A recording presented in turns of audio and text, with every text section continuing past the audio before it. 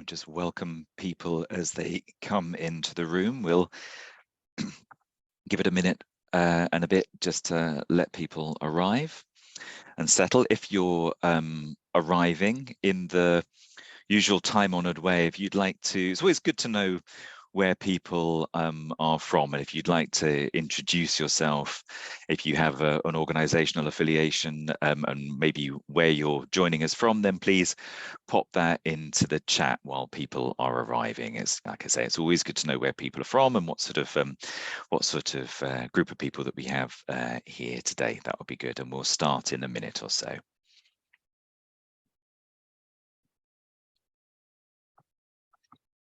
Just welcome people as they're coming in. Please feel free to introduce yourselves in the chat. And if you feel inclined, please let us know where you're joining from. And if you're joining from an organization, that would be interesting to know. Later on, once you've heard the speakers, or as you're hearing the speakers, we'll invite you to ask any questions in the Q&A. That means it makes it easy for our speakers to find the questions and to answer them as we're going. We will have time for them to sort of verbally reply as well towards the end of the session. We'll just give it another few seconds to let people arrive and settle. And please do introduce yourselves if you'd like to in the chat. It would be great. Let us know if you're with a particular organization, where you're joining us from. That's always good to know as well. Good to see people still coming in. We'll just give it another few moments and then we'll get started. So good to have you with us, joining us today. And please feel free to introduce yourselves in the chat with any organizational affiliations and any just where you're from. Just to say that I am amending the issue with the chat now. Sorry about that, guys. There was an issue with the chat, was there? Okay, thank you. That's a good hand raised. Now, everybody, now that we've got everybody in the room, hopefully you'll be able to introduce yourselves in the chat and say where you're from, and with an organizational affiliation, if you'd like to share that with us as well, that would be great. Thanks very much. Okay, so I think we seem kind of nice and settled and in, so I'm going to welcome everybody to our webinar, which is titled Promoting Pollution, Advertising from Fast Fashion to Fancy Cruises.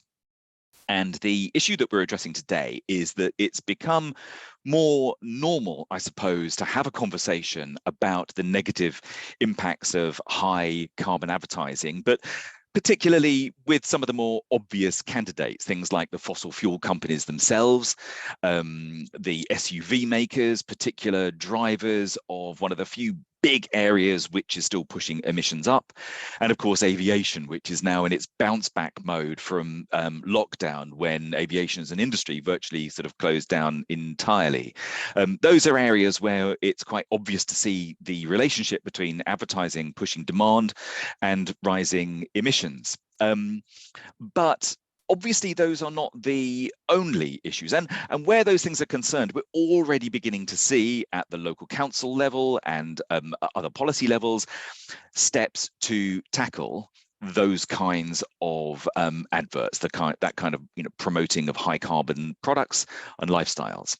But there are many other issues, and in our conversations on with other campaigners and with other researchers, it was very clear to us at the Babvertising campaign and the Ad Free Cities campaign, and my name is Andrew Sims, and I helped set up the Babvertising campaign, and I work with an organization called the New Weather Institute.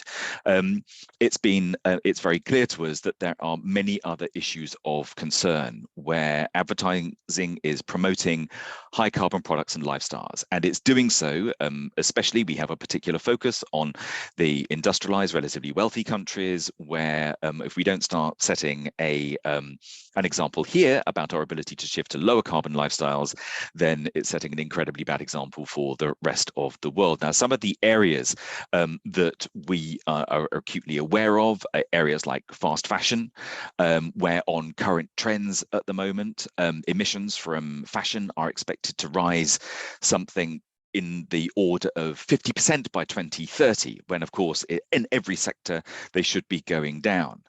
One of the other areas which is coming up in conversation increasingly is around red meat and meat consumption in general. And at the current rate of growth, meat consumption in Europe is predicted not to fall, but to rise by about 76% by 2050. And it's been estimated that it actually needs to fall by around 71% by 2030 and 81% by 2050. So we've almost got the perfect opposite of what should be happening. Other areas which have so far avoided the radar screen to a large extent of campaigns on this issue is the global luxury cruise industry, which is growing rapidly at around 11% per year up to towards the end of this decade. And in some circumstances, certain types of cruise ships can be even more carbon intensive per passenger than flying. So there's some kind of particular areas, and we're aware that there might be others, but we will cover some of these today. But there are also kind of thematic issues with the pressure for action on climate change increasing. We've seen an uptick in greenwashing, which has been a pervasive issue, but in some ways it's kind of even more insidious because it creates this false impression of climate action, of things actually taking place. And then there's also another area which is quite slippery, which is in the area of false solutions. And you could say that offsetting is a sort of a subset of greenwashing, with paper after paper of research showing that even some of the more established and well-regarded voluntary carbon markets are not having the effect that they claim to. And in one particular area recently, it was shown that about 90% of rainforest offsets are completely worthless and have led to no actual reductions in emissions. And there, where the pressure is also on some of the big energy companies, there is the pushing of what you might term false solutions, i.e. suboptimal technological solutions, which are less efficient, more expensive, and less likely to deliver on long-term emissions. And an example there, which we've looked at in the briefing, which is published to coincide with this webinar, is the issue, for example, of hydrogen boilers, really heavily promoted by some in the industry. But at the end of 21, for example, almost 47% of global hydrogen production came from gas, a fossil fuel, and 27% from coal, and 22% from oil, and 4% from electrolysis. And the specialist body at the United Nations, IRENA, which is dedicated to renewable energy, they estimate that only 1% of global hydrogen production was produced using renewable energy. And yet these are things which are being heavily advertised and heavily promoted. Now, to walk us through some of these issues, we've got an absolutely fantastic set of speakers today. They're each going to speak for around about 7 minutes. We have Alessandro Saccoccio, who's the campaign strategist at Greenpeace International. We've got Urshka Trunk, who's the campaign manager at the Changing Markets Foundation. We've got Bo O'Sullivan, Senior Communication Strategist at the Sunrise Project, and Alethea Warrington from our partner organization. She's a Senior Campaigner at Possible. All the usual house rules for things like this.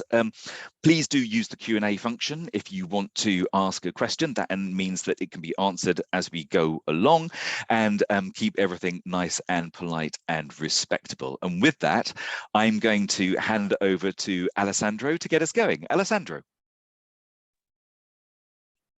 Thanks, Andrew. Hi, can everybody hear me? Yes, perfect. I'm going to share my screen.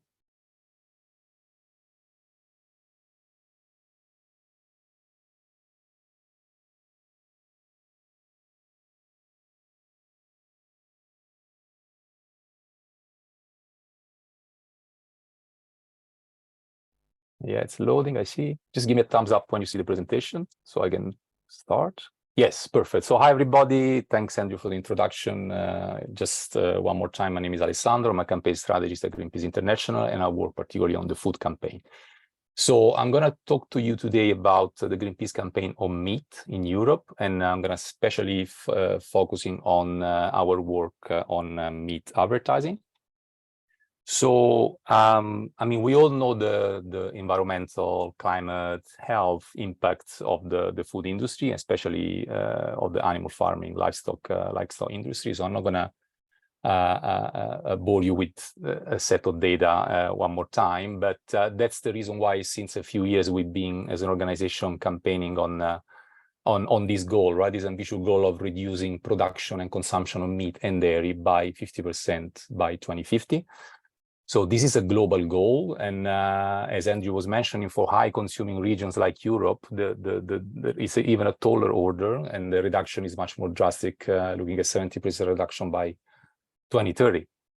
So historically, we always focused on the supply side of the system, on the livestock system. So trying to basically end or phase out factory farming and factory farm via policy work in Europe, like the Common Agricultural Policy. At the moment, we're working on Industrial Emissions Directive. But we also looked at consumption and worked a lot in cities via public procurement in public canteens in the past.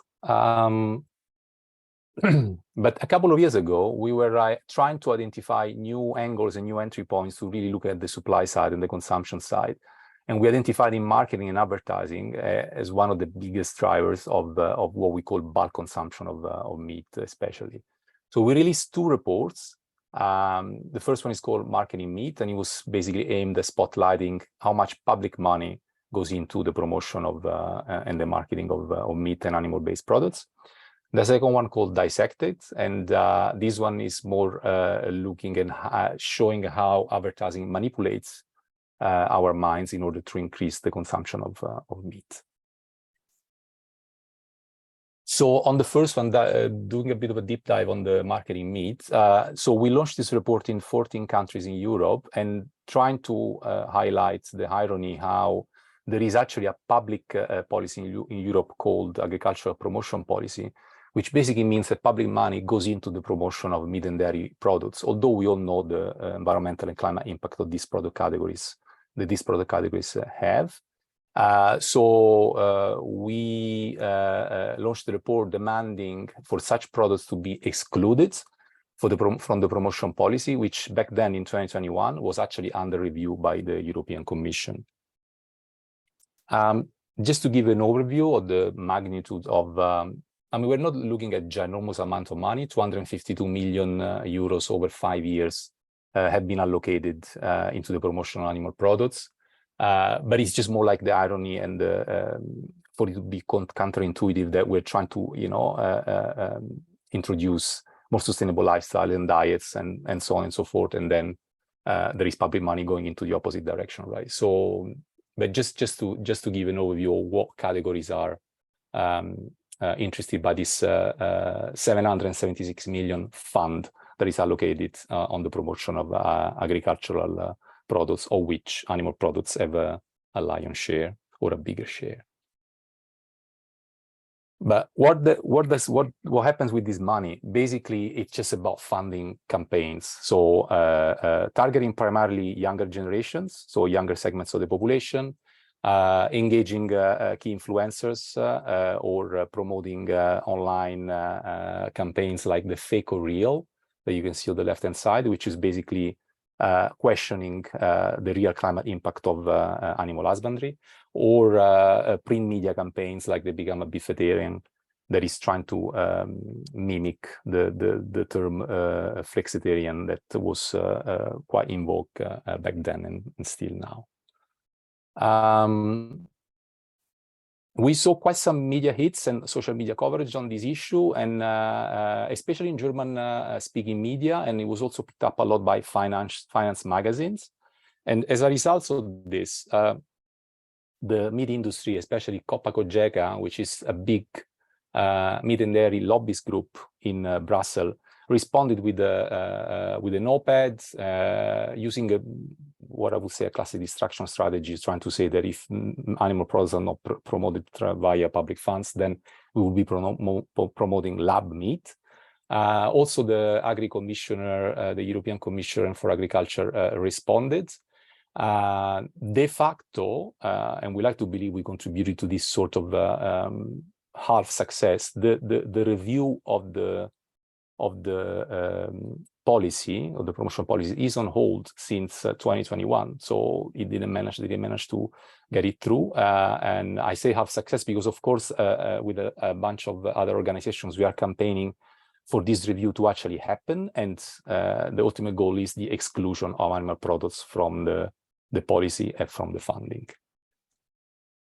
Moving on to the next investigation/report that we did. This is a completely different angle, a completely different approach. In this case, the report called Dissected, we actually used semiotics. Semiotics is a sort of a branch of linguistics, and it's basically a science that looks at the hidden meanings behind communication messages. So what we wanted to do with this analysis, we wanted to show how people's minds are manipulated and how advertising appeals to well-known consumer needs that all of us have in order to feel accepted, successful, loved, respected, and so on and so forth. So with this report, we called on political leaders. We also appealed to the creative industry, media, and retailers. But especially on political leaders to introduce restrictions and regulations on meat advertising. We teamed up with 7 semioticians, and we ran an analysis of 51 meat brands advertising in these 6 countries. Yes. Just briefly going through the myths that were highlighted by this analysis. This is, I would say, is the most important one. Basically, the green meat, positioning meat as part of the solution to the climate crisis as opposed to the part of the problem. In this set of case studies, Danish Crown climate control pork label particularly stood out.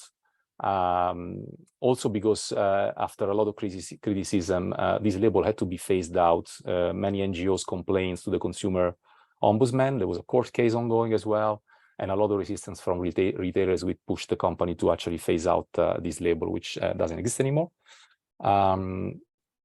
The second myth that we saw is the classic meat is good for you, so health, and especially highlighting the fact that you need proteins to have a healthy lifestyle. We noticed recently a bit of a change of comm strategy, a change of focus of the comm strategy from proteins to micronutrients. So at the moment, it's emphasized a bit more the fact that meat is the only food product that can offer you iron, vitamin B12, and so on and so forth in an effective way. Of course, there's the classic masculinity myth. So eating red meat makes you more of a man, appealing to ancestral instincts of guys, and coupled with strong sexuality cues. This other side of the spectrum, you're not a good wife, a good mother, or a good woman if you don't serve meat to your family or to the loved ones, perpetuating patriarchal societal values. Eating meat as a patriotic act. So here the myth is around national identity. This is expressed usually with an abuse or an overuse of national flags on packaging, websites, and ads. You probably recognize this in each of your countries. Then just to end, just to show the social media campaign that we also launched to couple with the report, which was very successful. You know, mimicking personifying the meat industry with animals with Pinocchio noses and calling them up on the meat lies. I think I'm over time. Sorry about that. But thank you very much. Alessandro, that was a wonderful whirlwind tour, and I thought I was familiar with a lot of this material, but I'm kind of shocked to think there's over 250 million euros going from public funds to help promote animal products. And your discourse on just how effectively we can be manipulated by advertising reminded me of the famous triple dipped chicken experiment. And if anybody hasn't seen it, look it up on YouTube. It's a wonderful example where a group of young people are subliminally marketed at and then invited to a fast food restaurant when from a menu with over 50 different dishes, they all choose the one which they were subliminally marketed in the 24 hours before they went to the restaurant. It's a great one to see. And also great to see that semioticians have useful employment in the campaign sector now. And the fact that you had 7 of them working on your report made me wonder what the collective noun for semioticians should be. But anyway, let's move swiftly on to Urshka, who's the campaign manager at the Changing Markets Foundation. Over to you, Urshka. Hi, everyone. Thank you so much for the introduction. Give me a second to start sharing my screen. Okay, I hope this works now. So yeah, I'm a campaign manager at the Changing Markets Foundation, and we run a campaign called Fossil Fashion, which highlights the fashion industry's increasing reliance on fossil fuels. And this is what I'm here to talk about fast fashion, the fast production of cheap, low quality clothing. Advertising, of course, plays a crucial role in this because it encourages frequent consumption, but also disposal of clothing once the fashion trends change or our low quality garments wear out. And this fuels the culture of overconsumption, which leads to, on one hand, further increase in production, but also pollution and waste problems. So needless to say, we're talking about one of the most polluting industries in the world. And as Andrew mentioned, I'm sure many of you are familiar with some of the statistics around fashion. The fact that it accounts for 10% of global greenhouse gas emissions, more than shipping and aviation combined. And also that while other industries are moving away from fossil fuels or aiming to decarbonize, the carbon footprint of fashion is bound to grow. And it's set to account for 25% of global carbon budget by 2050, which is significant. So in light of all this, we have seen fashion brands coming up with decarbonizing strategies and targets. We have heard everything from net zero to climate neutral to nature positive. But all of these strategies ignore a big elephant in the room, and that is that most of the fashion today is produced from fossil fuels. Fast fashion relies heavily on the increased production of synthetic fibers, which are made from oil and gas. And already the production of synthetics requires more oil than Spain. So I just want to show you this graph to kind of emphasize this correlation between fossil fuels and fashion. So this graph shows the production of fibers throughout history. And at the very bottom, you have cotton in green, which has historically been the most dominant fiber up till about 2000, when polyester, the one on top in pink, overtakes cotton as the most used fiber. And this is also kind of the start of the fast fashion trend, the late 90s, the early 2000s, because what you can see from that point on is that the production of polyester explodes and the production of textiles and clothing in general doubles, while the production of natural fibers remains fairly stable. And this is why we have fast fashion. Synthetics already account for 69% of all textiles produced today. And if we continue down this trajectory in the next 7 years, so by 2030, almost 3/4 of everything we produce will be made from oil, gas, and even coal. And I just want to bring it down to the brand level so you can have some sense of what is happening. This is based on our analysis of around 4,000 clothing items by 12 fashion brands. You can find this in our Synthetic Anonymous report online. And you can see in the table on the left that for some brands, synthetics already account for a large majority, over 2/3 of everything they produce and everything they sell. These are namely fast fashion brands, but also sports brands. And on the right, you see the volumes of synthetics they use. And From the top two that reported their volumes of synthetics to us, Nike and Inditex, which owns Zara, Pull&Bear, Bershka, and so forth, you can see that the volume of synthetics they use is quite similar between fashion brands that are already very synthetic, plastic fiber based, and fast fashion brands. What we found was that 67% of all items we have analyzed contain some type of synthetic fibers, whether this was a 100% polyester item or it came in a blend. Despite we're in the midst of climate emergency, 1/4 of brands to us reported that they plan to increase their reliance on synthetic fibers. So this is just to show the extent to which the fashion industry is actually a fossil fuel based industry. And even worse is that the extraction of fossil fuels to produce fashion is getting dirtier and dirtier. We have done investigation last year where we were able to link 39 fashion brands to the use of Russian oil through two major polyester producers. You can see on the left, the Chinese producer Hengli, and on the right, Reliance Industries from India. And this just goes to show the extent to which synthetic clothing are made from controversial fossil fuel sources. And although, for example, 25 of these brands pulled out of Russia at the time that war started and were heavily marketing this, it's still hypocritical. They continue to produce their clothing from Russian oil and indirectly funding war in Ukraine. So advertising essentially helps fashion brands make products from fossil fuels, including controversial fossil fuels like this. And this is not only benefiting the brands, but also big players further down the supply chain like this, the two polyester giants.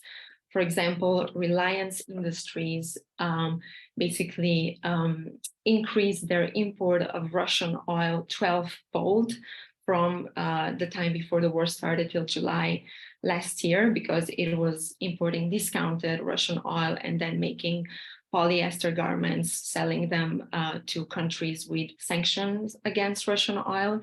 And in just that fiscal quarter, it increased its profit by 57%. It used that profit to invest in further expansion of polyester capacity. So just to show this vicious circle where this is actually going to increase fashion industry's reliance on fossil fuels and further carbon emissions. As for the other producer in this research, Chinese Hengli, it used profits from fashion as well to invest $20 billion to produce polyester from coal. So basically brands that are already sourcing from this producer are very likely to soon produce their clothing from coal. And I don't think I need to explain the implications of carbon emissions of that. So basically what advertising is doing, it's increasing the demand for new clothing. And it kind of encourages us consumers to participate in this cycle of fast fashion. Today, the average consumer buys 60% more clothing than 15 years ago, but wears them half as long. And some of the items are even discarded after 7 or 8 uses, because we're constantly encouraged to buy more, to buy newer and better, but also because the quality of clothing is decreasing. So we're buying more because it's cheap, and it's cheaper because it's made from synthetics or fossil fuels. And instead of brands actually adopting strategies to move away from the fast fashion model, away from fossil fuels, many of them are actually turning to greenwashing tactics, misleading consumers about how green their products or strategies are. For example, we have seen many advertising their collections made from plastic bottles, which is a false solution, because items like these are much more likely to end up on landfill than if that bottle was taken and recycled in a closed loop system in another bottle. Then we've seen brands marketing their recycling efforts, although most of the clothing they produce will be landfilled or incinerated. And also because less than 1% of clothing today actually gets recycled back to new clothing. And then we see some of the biggest producers of plastic-based fashion, ironically, marketing strategies to end plastic waste. So what all of these strategies are doing are basically clearing consumers' conscience to buy more, further fueling overconsumption and pollution and waste crises. Based on our own investigation through Synthetic Anonymous, we found that 59% of all claims by fashion brands are misleading and are essentially greenwashing. But for some, this percentage went as high as 90%, for example, for H&M. But the problem is that in the absence of regulation, these kind of claims and also advertising goes entirely unchallenged. So the fact is that the pollution caused by the fashion industry will increase, and the fashion industry's reliance on fossil fuels is bound to increase. But now we know the damage done by the industry, and it's time to stop promoting it. So thank you very much.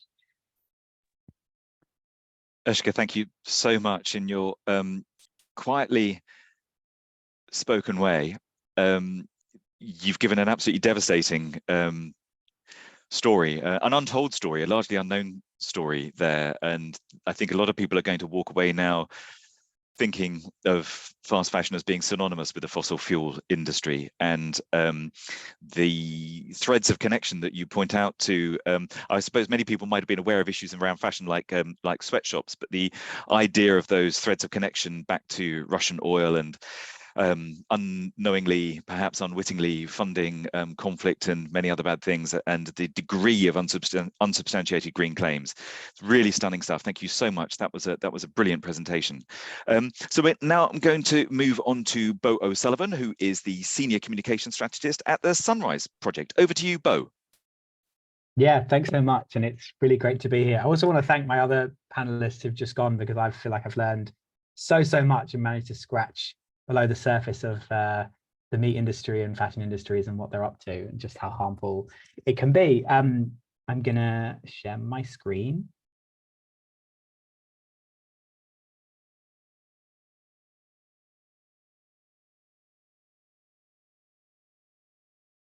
Right, so I have to apologize first of all for the very rudimentary PowerPoint skills, definitely not matching my previous panelists.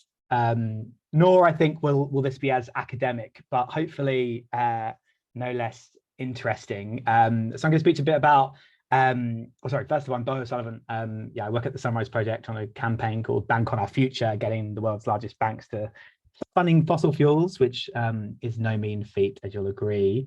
And yeah, we're focusing on we focus on HSBC and other US and Canadian banks, and advertising has been a particular focus of ours, as so have sponsorships, which I'll just touch on a little bit in the presentation.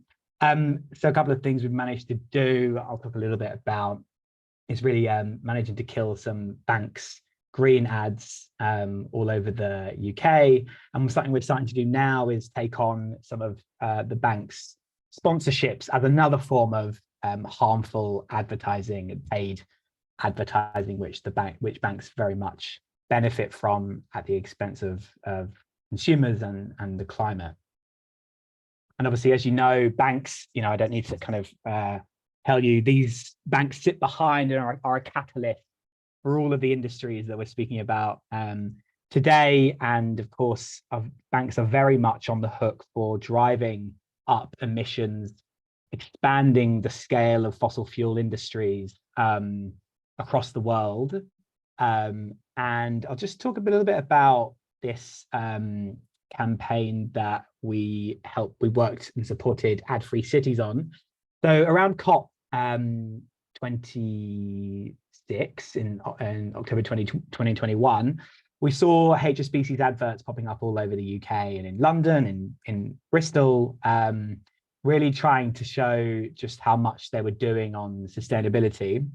And the ad read, "Climate change doesn't do borders, neither do rising sea levels. That's why HSBC is aiming to provide up to 1 trillion in financing and investment globally to help our clients transition to net zero." I'm sure you agree, that sounds great, and it does, but of course, it very much hides a lot of the picture behind this around what HSBC is actually up to. You know, this is a bank that's plowed nearly 100 billion into the fossil fuel industry since Paris.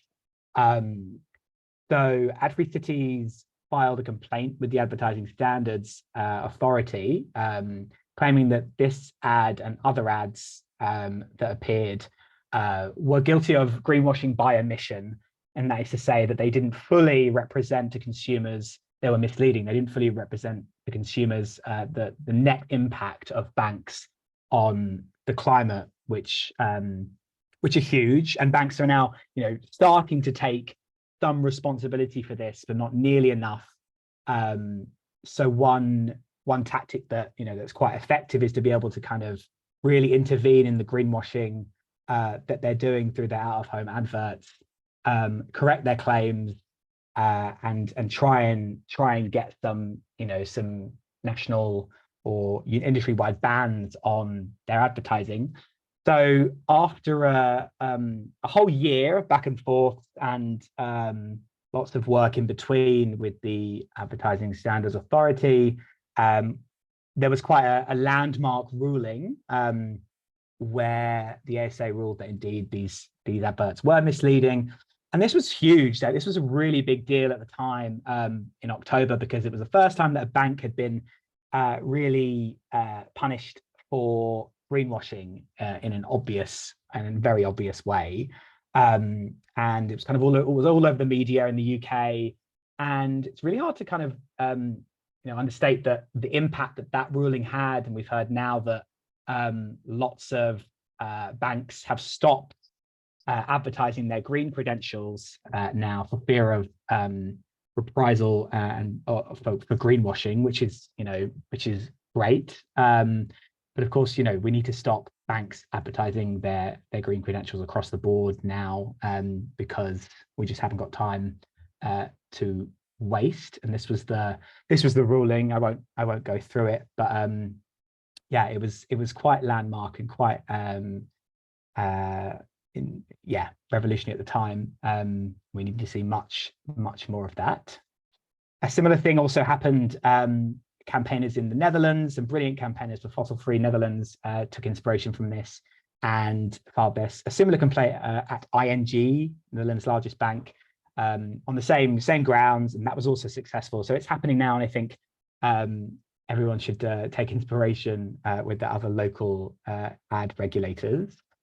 I'll just speed through these. These are just some examples of what HSBC was up to back in 2019, really trying to co-opt community values, putting ads all around the UK to try and really sell itself and win custom and buy consumers by appealing to their community values. You are Manchester, you are Cardiff, you are London. And there was some great work that happened by lots of local people and artists to put up real life spoofs of these ads, and did some pretty effective brandalism to communicate that banks are not the one, banks are not the answer. In fact, they're absolutely driving human rights and climate impacts across the world. And these are just a few examples. That's their HSBC sponsorship of British cycling. So this is kind of a nice, fun way to really tell the truth about and communicate to the public and HSBC's customers that they're up to some really shady stuff.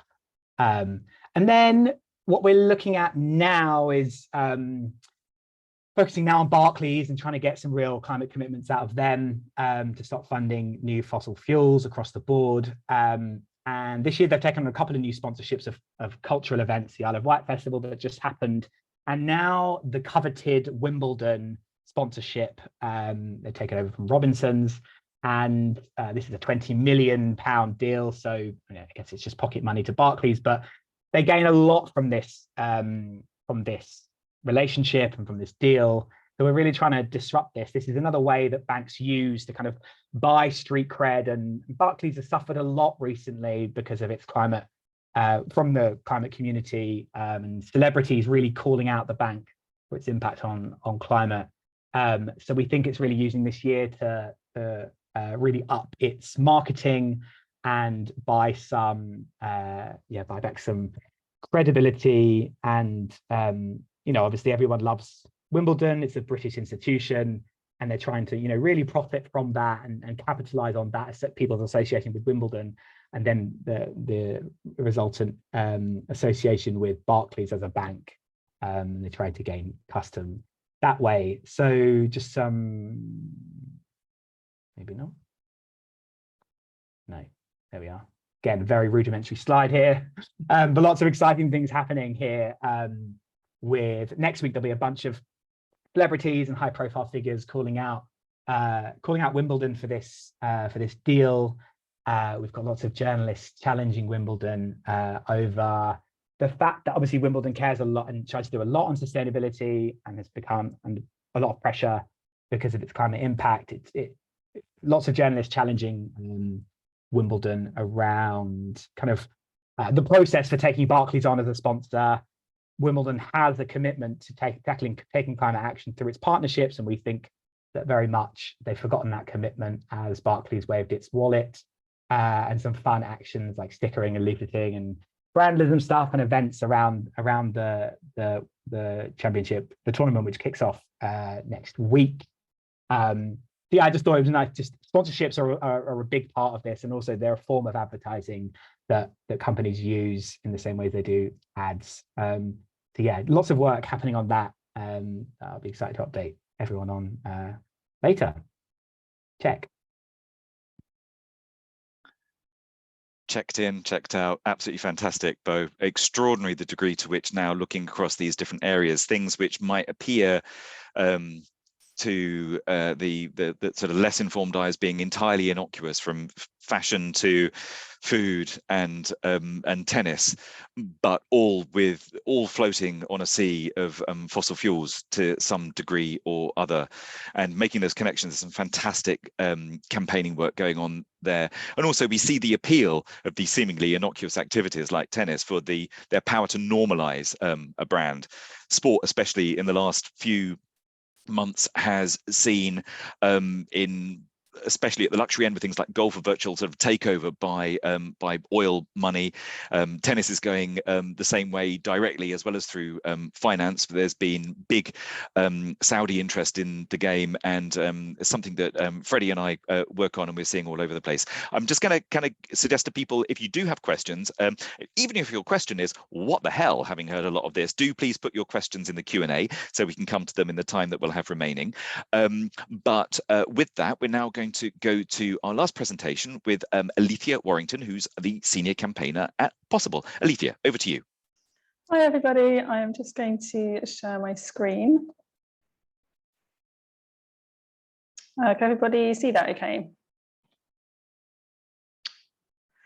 Cool, okay, so I'm going to talk about aviation and advertising and greenwash, and some of the ways to challenge that. So aviation is an incredibly high carbon sector. Unlike other areas of transport and energy, there's no way for it to continue functioning without burning a lot of fossil fuels, producing a lot of emissions over the next few decades at least.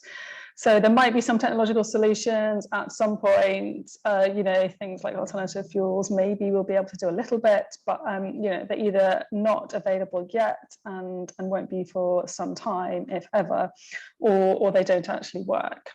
But the industry is not acknowledging this, and they're just being incredibly misleading about it.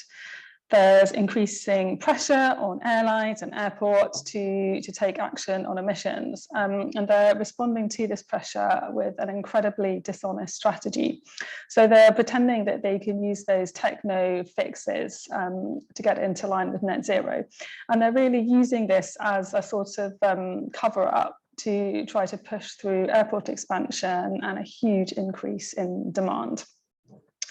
So this is total greenwash, and it's really become baked into how the aviation industry operates.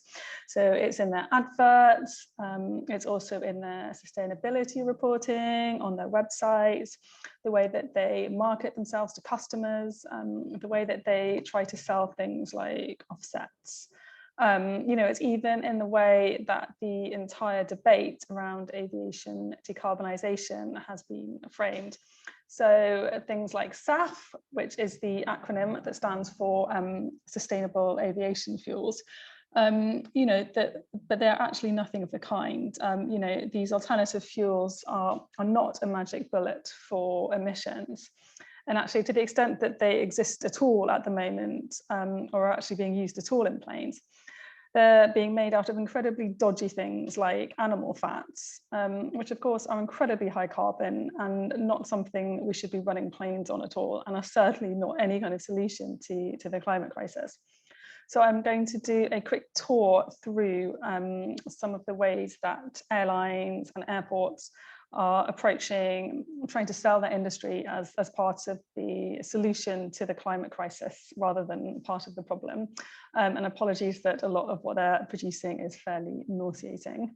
So here we've got a couple of examples from British Airways. So, you know, airlines can't claim that they've actually tackled their emissions. So what we're getting from them is a load of rhetoric about how they're on a journey and working towards it. And British Airways also making a lot of very misleading claims about how customers can fly carbon neutral for these, you know, very, very low prices, you know, claiming that offsets will make a flight carbon neutral. Of course, they don't actually do that. They can't do that. Also, they're in their sustainability reporting, they're claiming they have a climate strategy to get to net zero by 2050, and they've got a plan to get to their goal. But of course, if you look into their plan, it's not one that is actually, you know, going to work. Virgin Atlantic, you know, lots of very vague and meaningless claims about improving people's lives, some green umbrellas. We're also seeing that airlines are taking a very small and, you know, completely meaningless steps. So Virgin put out a press release about their sustainable amenity kit, and they've, you know, changed the handle of the in-flight toothbrush. And, you know, obviously the key issue is planes run on fossil fuels and emit carbon. The industry is seeking to grow, and all of this stuff that sort of, you know, skirts around the edges is really just a distraction technique. And Possible is actually going to be filing OECD complaints about both of these airlines and the claims that they're making about what they're doing to tackle their emissions, because they are just completely misleading to customers. And then, of course, also we have airports. So this is an advert from Heathrow Airport about running its terminals on renewable electricity. And of course, you know, airports are being very, very vocal about what they're doing to decarbonize their ground operations. And of course, these emissions are incredibly tiny compared to the emissions from actually flying planes, and are also quite easy to decarbonize. And they're really using this as a cover to try to push forward expansion plans for new terminals, new runways, that would lock in huge amounts of additional demand and huge amounts of emissions. In Heathrow's case, if they are allowed to go ahead with a third runway, that would add millions of tons of emissions each year, which are just completely, you know, not safe for our climate at all. And the industry needs, if anything, to be contracting, not expanding. And then, of course, we also have the private jet industry. This Own the Skies advert is fairly horrible. But this part of the aviation industry, the private jet market, tends to be a bit less transparent about its operations, about its emissions, whether it has any plans to tackle them. So we've been doing a bit of digging into private jet companies by posing as a prospective client and asking them what they're doing about emissions. And what we found is that, unsurprisingly, some of these private jet companies are also making misleading claims about things like being able to fly carbon neutral or flying guilt-free. But yeah, more positively, climate campaigning and activist work around aviation industry advertising and greenwashing is having an impact. So this is a publication that was produced by an organization that does aviation marketing, and it cites work by Possible and Brandalism and Andrew Sims and Greenpeace, and you know, lots of people who are here today as a problem for the industry. You know, so this is positive, but what it's also showing is that the industry and the people who make it advertising are looking for ways to get around this. So we're seeing narratives like the one from British Airways about how, you know, they don't have the answers yet, but they're working on this, or they're on a sustainability journey. So it's still greenwash, but it's a bit more sophisticated than just saying, hey, look, we've got rid of our emissions, we're flying carbon neutral, in a way that's perhaps easier to challenge. So it's really important to keep resisting aviation adverts and, you know, subvertising them and using all the you know, available complaint mechanisms to get these misleading claims banned. But you know, the fundamental problem with the aviation industry, with its, you know, its expansion plans and its greenwashing and its pushing of false solutions, is not even with the industry, it's actually with the government, because the government strategy for aviation and for airports is actually a massive piece of greenwashing as well. The Jet Zero strategy does exactly what the aviation industry does and what all of its adverts are doing, which is to try to use the prospect that one day technological solutions might be developed that can, you know, cut emissions from flying a bit, to use that as a cover for growth in the short term, which is just, you know, completely unsustainable, and it's going to push our 2030 carbon emissions completely off track. And, you know, it's concerning that it might be potentially more difficult for advertising regulators to act on claims made by the aviation industry. So things like adverts around offsets and flying carbon neutral. And, you know, these are clearly misleading and ridiculous, but they're not just being made by these, you know, in adverts put out by high carbon companies, but they're also being made by essentially the UK government. So, you know, the government's approach to aviation is just completely not fit for purpose. It's encouraging huge expansion. And Possible is actually taking the UK government to court over this. We filed for a judicial review of the Jet Zero strategy. So to wrap up, what are the solutions?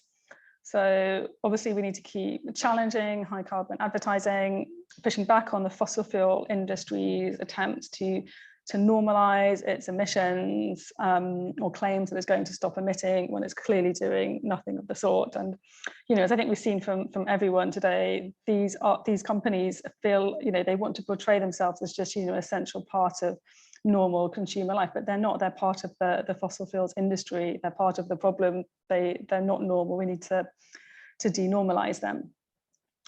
We're finding that it's also really important to focus on equity and targeting emissions cuts at the most excessive and unequal use of fossil fuels. So we're calling for a ban on private jets and a frequent flyer levy. So really targeting at the excess end of the market. We think this is really essential for social acceptance. Yeah, so just to wrap up, you know, aviation wants to portray itself as, you know, good for the economy, essential for business, essential for families, but, you know, that's not the case. Most people don't fly often, if at all. And the reality is this is a high carbon industry. It runs on oil, it has dangerous expansion plans, and we need to make sure that it doesn't, you know, manage to portray itself as publicly acceptable. Thanks. Alethea, like our other speakers, fantastic, comprehensive, devastating and deeply worrying as well, all at the same time. The way in which so many of the aspects of our sort of day-to-day lifestyles that are normalized by advertising are all deeply implicated in locking us into a high carbon fossil fuel economy. And just some of those examples. the Own the Skies one, I think, is the one that kind of gets me most of all, just extraordinary. We have, of course, heard in our wider work that a number of the regulators are beginning to look particularly at greenwashing, and aviation and the actions of the airlines are coming into view. So there's some action there which is desperately needed when you think that you mentioned the UK Jet Zero strategy, and of course the global strategy, which is endorsed by IATA, is under their scheme. They imagine that they can double passenger numbers by mid-century, whilst ignoring half of the climate impact, because they don't look at any of the non-CO2 related impacts. So we've got a few minutes left for some a quick sweep. I think we'll probably have time for sort of one go each with each of our speakers. I'm hoping you've had a chance, and by that I mean our speakers, to have a look at the questions that have been put into the Q&A. Two of the big standout ones are unsurprising and good questions about what do our panelists think that advertisers and the agencies themselves can do in terms of raising issues with their clients. Is that even an effective strategy? And what can governments at local and national level do to address this issue? We might have some answers about introducing ad bans, but that's one particular thing. And there's a couple of other interesting points there. So Alessandro's had the longest rest of all our speakers.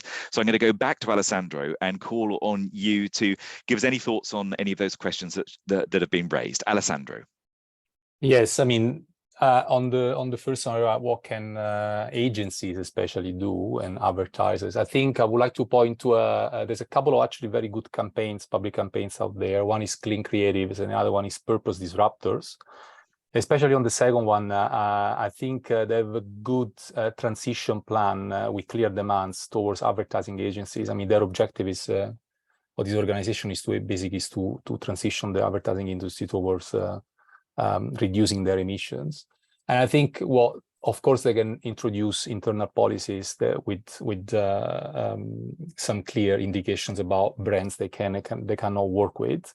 High carbon footprint brands should be sort of phased out as clients, and then they should increase their portfolio of clients that are sort of, have a sort of a greener footprint. I think one thing is particularly interesting about their report is called Advertised Emissions. I recommend it to read it if you haven't. Is that there is a sort of a trend from ad agencies and advertisers like clients to acquire kind of B Corporation type of certifications, or to have claims like we'll be climate neutral by blah blah blah.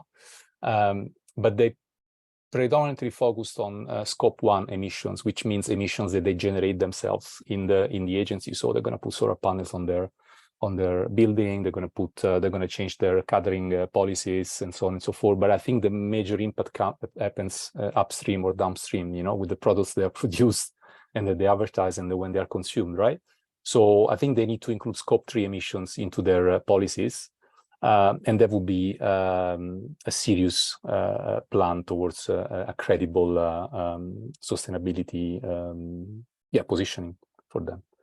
I don't want to talk too much in case other wonderful. That's great, Alessandro. We'll go to Urshka next, and also just to mention that with a similar methodology, actually with a report for Greenpeace Netherlands, the New Weather Institute did a rough calculation of the degree to which advertising has increased emissions in the vehicle sector and the aviation sector as well. So you can there are some hard numbers one can look at in association with this. But over to you, Urshka. Yeah. So in the fashion industry, there's been namely an increasing spotlight on greenwashing and also an increasing crackdown on this issue. So we've seen some, legal actions taken against fashion brands. We've seen national authorities such as that in Norway ruling that certain industry-led tools cannot be used by brands to make certain claims. What is currently the most promising is that there's a proposal for a green claims directive in the EU, which would basically require companies, not just fashion brands, to provide way more evidence, be science-based to make certain claims, and that would be also subjected to more stringent verification. They wouldn't be able to free ride anymore on these future targets where they make big claims that they never basically follow through. So there is definitely hope, but at the same time, you know, they stop short of allowing offsetting to be used in any kind of claims, or the use of plastic bottles to be used in any sustainability claim. So we have yet to see, but at least there's way more acknowledgement that this is happening. And I think also brands are paying attention and toning down on their messaging. Urshika, thank you so much. And we all remember how the giant football club, Manchester City, rewarded some of its supporters for recycling plastic bottles by giving them air miles. That was their sustainability strategy. Over to Bo. Yeah, thanks. I think in terms of what advertisers and agencies can do, I think nothing short of stopping to work for fossil fuel companies is what we need to do. We're trying to get that expanded into, you know, banking, stop working with banks, and of course other industries should be up there too. I'm going to put in the chat, give a shout out to the work at the folks at Glimpse are doing, where they are working with young insiders, creatives inside the advertising industry to essentially sabotage the work that they do for their fossil fuel clients, which I think is very creative, very cool, very appealing and charming for young campaigners. And on the bank side of things, voluntary pledges by banks are just not going to be enough. They'll always breach them. We need governments to make fossil fuel financing much more expensive to hit all the banks where it hurts. Check. Lovely note. Alethea. Yeah, I guess just to mention finally, you know, the role of direct action that, you know, groups like Ad4Cities and I think also Fossil Fuel Island are starting to do actions and protests at companies which are advertising for these high carbon agencies. So that feels like a really important step for them to be aware that actually this is going to not just get them some money, it's also going to get them a lot of, you know, public backlash and opposition, and, you know, ironically be bad for their brand. And then just to quickly pick up on a question from Benjamin in the chat about whether there's a role for the advertising of low carbon alternatives. I think some companies, was it maybe Eurostar, have actually started running adverts based on, you know, there being the low emission alternative. So maybe that would be a positive step forward if there's a sort of race to the top on, you know, genuine green claims as a route to you know, marketing effectively rather than just greenwash. Although a much bigger question is how you get to that point. That's brilliant, Alethea, and thank you to Alessandro and Bo and Urshika and Alethea. But if you have been tantalized or horrified by some of the examples here, do download the chat. Lots of the information that's been talked about is referenced in the briefing, which is available on the badverts.org website. I'd like to give a big thank you to Emily and Freddie from Badvertising, who've been helping make this happen behind the scenes. So do help yourself to the briefing. And if anybody has any particular follow-ups on these issues, we're very easy to find and get in touch with, and please do reach out because we'd love to hear from you. This is a rapidly growing area and we think it's going to move very quickly in the coming years, and we want to work in a collaborative way with each other so that we can see some real change and get to a point where we stop promoting our own self-destruction by pushing high carbon products and lifestyles. So thanks hugely for joining us today, and hopefully we'll be in touch again. Thank you, everybody.